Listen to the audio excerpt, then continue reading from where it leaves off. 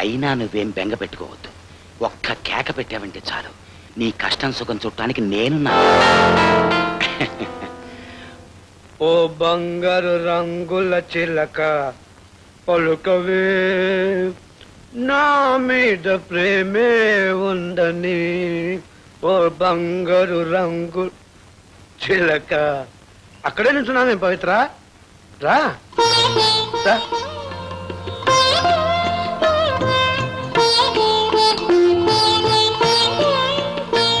ఏమిటి పవిత్ర, సినిమాల్లో హీరోయిన్లు మొదటి రోజు రాత్రి నవ్వుతూ సిగ్గుతో సరదాగా ఉంటారు. నువ్వేమిటి అలా దిగులుగా ఉన్నావు? మీ నాన్న తమ్ముడు గుర్తుకొచ్చారా? పర్వాలేదు, నేనున్నాగా. కూర్చో కూర్చో. పవిత్ర, నేనంటే మా నాన్నకి చాలా ఇష్టం. మా అమ్మలే లోటు నాకు తెలియకుండా పెంచాడు. ఇంతవరకు అసలు నన్ను ఎప్పుడు కొట్టలేదు తెలుసా? నాకేం కావాలంటే తెచ్చిస్తాడు. ఈ సిల్క్ సొక్క, ఈ మెళ్ళో గులుసు, ఈ ఇంగ్లీష్ వాచి, ఈ చైను అన్ని మా నాన్నే నాకు కొనిపెట్టాడు. ఒకసారి ఏమైందో తెలుసా? నాకు సారా తాగాలనిపించి మా నాన్న అడిగాను. అప్పుడు ఈ ఊళ్ళో సారా కొట్టు కూడా లేదు. పక్క ఊరికి నడిచెళ్ళి నా కోసం మా నాన్న సారా తీసుకొచ్చాడు. అప్పుడు నేనేం చేశానో తెలుసా? ఆ సారా తాగేసి మా నాన్ననే కొట్టాను.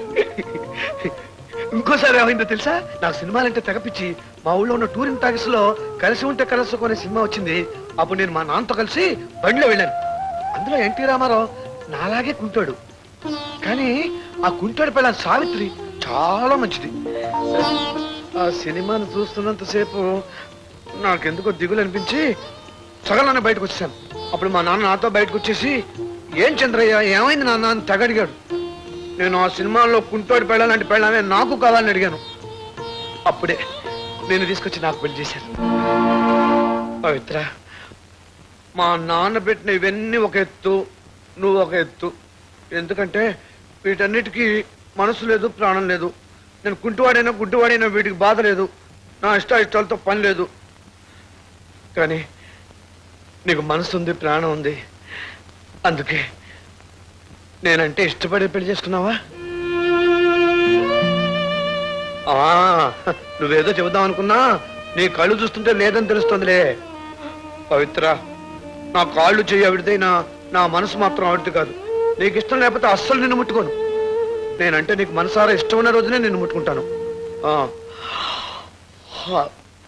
నాకు నిద్ర వస్తుంది, నేను పడుకుంటాను. నువ్వు వెళ్ళి పడుకో పో.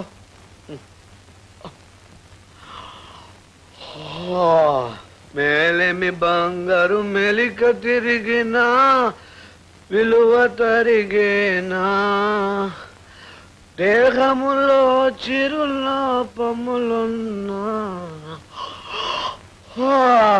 ప్రేమ కొరవడును.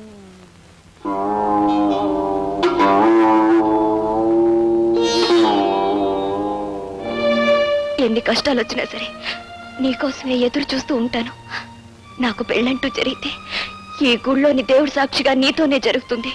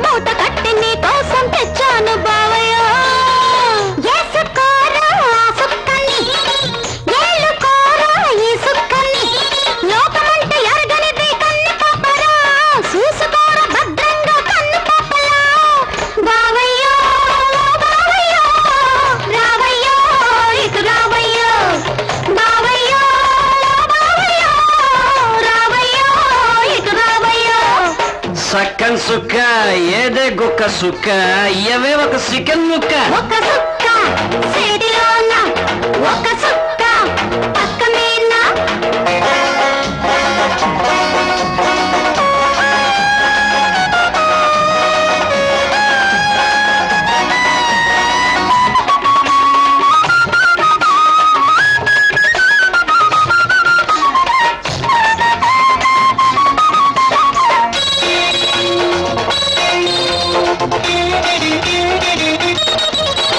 మూడు పుల్లు బాటిల్ల 6 రూపాయల నీ ఇల్లు వర్ధిల్లు బాబయ్యో ముద్దు ముద్దుగా నువ్వు మధ్య మధ్య పంచుకోర ఈ పిల్ల సోపుల్లు బాబయ్యో నాకు సారా ఏసుకో సేప కూడా నంజుకో కడుపు చెరువు సత్తే చెల్లి పాప ఎంతకి నిండు దప్ప చెల్లి పీప బావయ్యో బావయ్యో రావయ్యో ఇటు రావయ్యో బావయ్యో బావయ్యో రావయ్యో ఇటు రావయ్యో ఓలప్ప ఓ సెల్లే ఈ ఇల్లే మీ గల్లే ఒక సుక్క చేతిలోన ఒక సుక్క పక్క మీద అబ్బబ్బా ఏం భోగం రాసవారి వైభోగం సుక్కల మధ్య సిక్కి పక్కన నవ్వుతున్న సెందురుడల్లే ఆ ఇందురుడల్లే ఆ సెందురుడల్లే ఆ ఇందురుడల్లే ఒక సుక్క చేతిలోన ఒక సుక్క పక్క మీద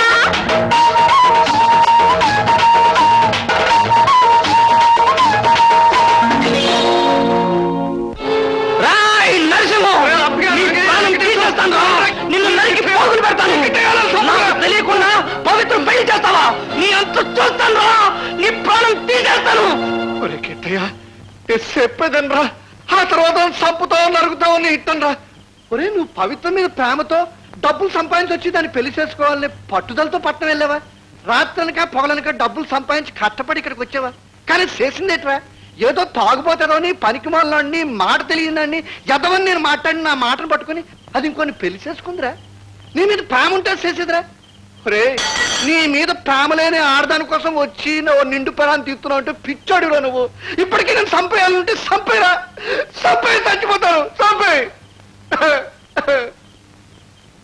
చెయ్యి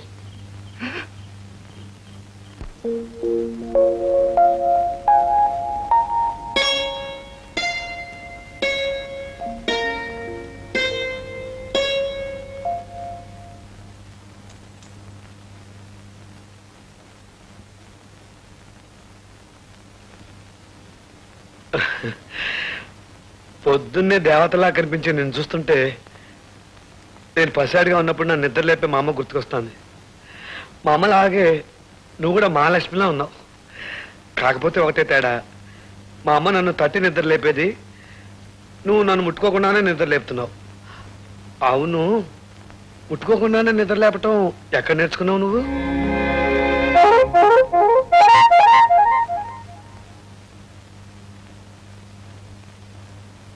ఏమోయ్ కోడల పిల్ల నిన్ను ఎన్నిసార్లు పిలవాలి ఎంత గట్టిగా పిలవాలి పిలిచి పిలిచి నా నోరు పడిపోయిందనుకో ముసలాయన తెల్లారుదామని పొలానికి వెళ్ళాడు ఆయనకు పనేడుతో టిఫిన్ ఏమన్నా పంపించావా మీ అబ్బాయి గారికి ఇప్పుడే కాఫీ ఇచ్చేస్తున్నానండి ఇదిగో ఇప్పుడే పంపిస్తాను ఆ కుంటి వెధవ కాఫీ కాస్త ఆలస్యమైనా పర్వాలేదు ఆడికేం పని ఆ పాట ముందు మా అల్లుడు గారిని లేపి కాఫీ